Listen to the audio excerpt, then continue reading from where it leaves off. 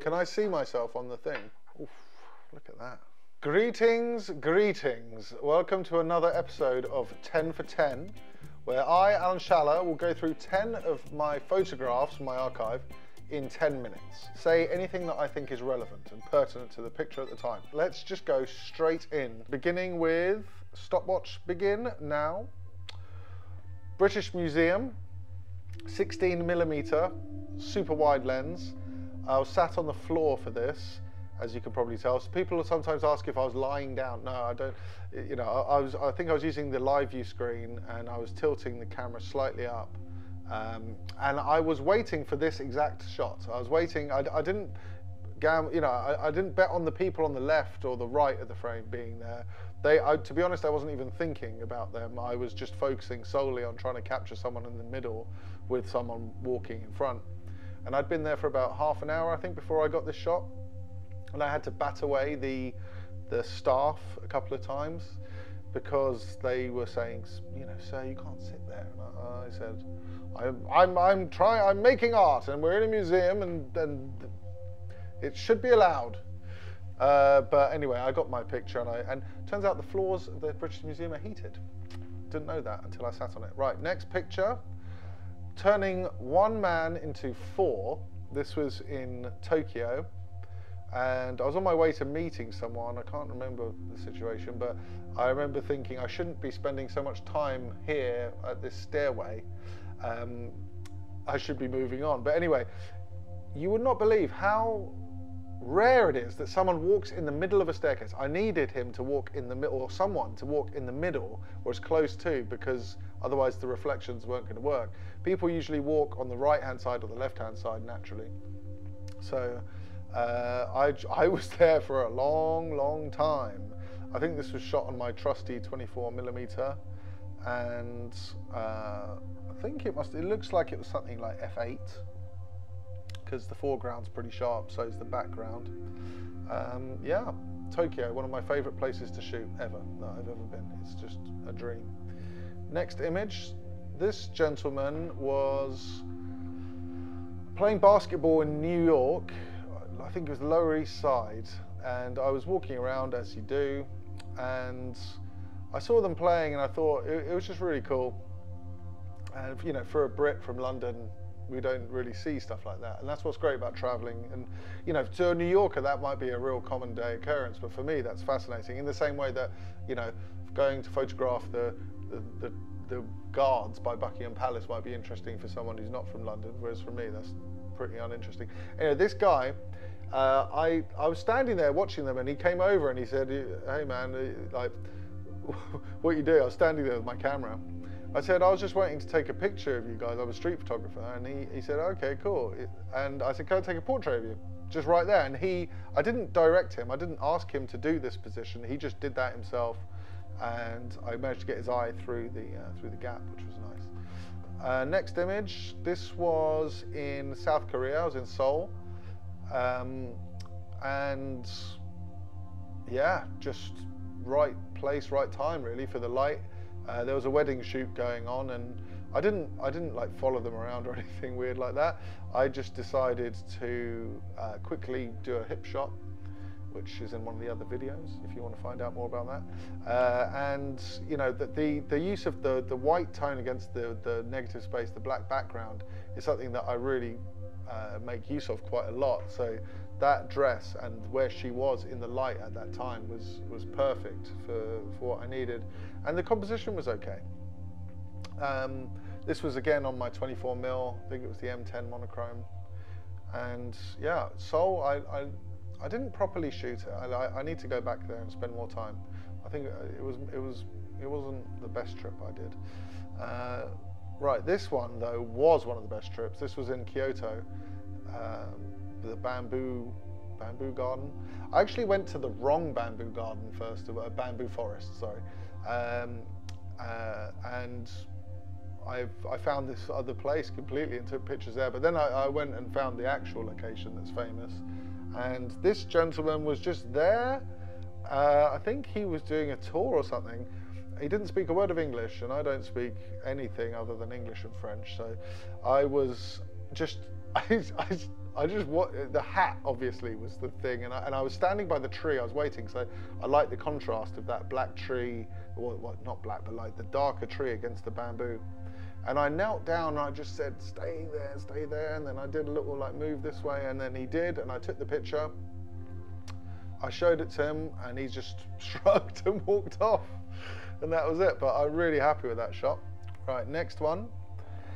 This poor little cat. This is in Istanbul. I really like this shot. It's sad that, you know, that there are so many stray cats and dogs, but this one, I don't know, the eye that is remaining, there's something in it for me. It wasn't scared of me. It was, you know, despite being so tiny, and you know, I wanted to exaggerate the size of the cat by making a feature of, you know, the bricks, and I kind of framed it in such a way that, you know, it has this kind of vanishing point, but the cat fills the central part of the frame, and you know, it kind of sums up to me what it must feel like a bit to be a stray cat or something. It's very typical of a scene there. They just chill out, and they're very, very nice cats, most of them. Right, and the next one. So this is a awfully distorted picture of me. I quite like it because, you know, all those self-portraits that photographers do where they're like trying to look all suave, and like, look at me with my camera. I've tried to do a couple of those myself, to be honest, but this one I really liked it because it was just, it fitted with the theme of Metropolis, my series, which is about social disconnection and all those kinds of things in the age we live in. And I don't know, it was just I love a bit of distortion. I like messing around with everyday things like that you can find on the street. And this picture, I suppose, don't know, it's not something that I think most photographers would think of taking of themselves, but I don't know, I like it, and it says something, I think. This was in the airport in Seoul, I think, and you know, this is just a reminder why you should always have your camera on you at all times. Well, at least I do. You never know when your best shot is going to come, and I think my best one from my whole time in Korea is this one. And it was literally just before I was about to get on the plane. So, you know, you've always got to be prepared. She obviously, I didn't set up this shot or anything. It was just sat like that. My favorite bit of the photo, which I actually noticed at the time of shooting, was if you look at the top left of the frame, there's a straw in a cup, and it's mirroring the same angle of those struts or the beams of the windows at the back. And I remember seeing that and just getting that into the frame as well. It's just like another extra little detail. I like that in shots where there's some just little bits that sometimes are just for me. Photograph number 9. This was in Cartagena, Colombia. Reflection shot at night. I think they were all wondering what the hell I was doing. I just landed, actually. It was my first time exploring, and yeah, I had a great time there. I really enjoyed the old city, and using the walls, you know, all the walls around the city and the people. It was a very, very good experience. But yeah, this guy, just great look, really. Couldn't have wanted a better subject in this context. And again, it's another everyday situation that has been made.